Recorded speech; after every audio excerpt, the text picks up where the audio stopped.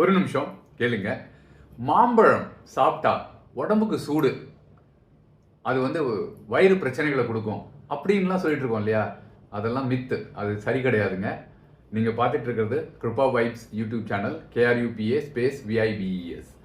அப்போ மாம்பழத்துல அழகான 5 பெனிஃபிட் இருக்கு. அது என்னன்னா, இது சயின்டிஃபிக்கலி ப்ரூவ் ஆனது. நான் என்னோட கருத்தை நான் சொல்லலை, நான் படித்ததுலேருந்து உங்களுக்கு பகிர்ந்துக்கிறேன். நம்பர் 1, அதில் நிறைய நீர் சத்து இருக்கிறனால இந்த வெயில் காலத்தில் நல்ல பாடி ஹைட்ரேட் பொசிஷனில் வச்சுக்கிட்டு இருக்கோம். நீங்கள் அந்த ஸ்ட்ரோக்குன்னு ஒன்று வருது இல்லையா, அதுலேருந்து ப்ரிவெண்ட் பண்ணும். அப்படிதான் ஃபர்ஸ்ட் பெனிஃபிட் அதில் சொல்கிறாங்க.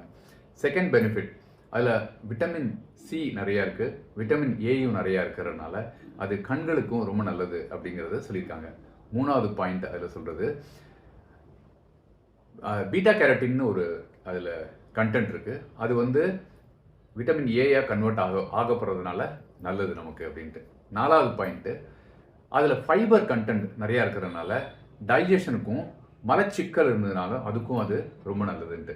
அஞ்சாவது, பழ வகைகள்லேயே மாம்பழம் வந்து ரொம்ப சிறப்பானது, அது கோடை காலத்துக்கு உகந்தது. இந்த 4 காரணங்களை தவிர்த்து அது சுவையுமே ரொம்ப நல்லாயிருக்கும், அது குழந்தைங்களுக்கு ரொம்ப பிடிக்குங்கிறனால ரா மேங்கோவுமே நல்லது, அதையுமே நீங்கள் சாப்பிட்லாம். அதனால் நீங்கள் மேங்கோஸை பயம் இல்லாமல் இந்த சம்மரில் நீங்களும் சாப்பிடுங்க, உங்கள் குழந்தைங்களுக்கும் கொடுங்க. Thank you so much. Bye bye.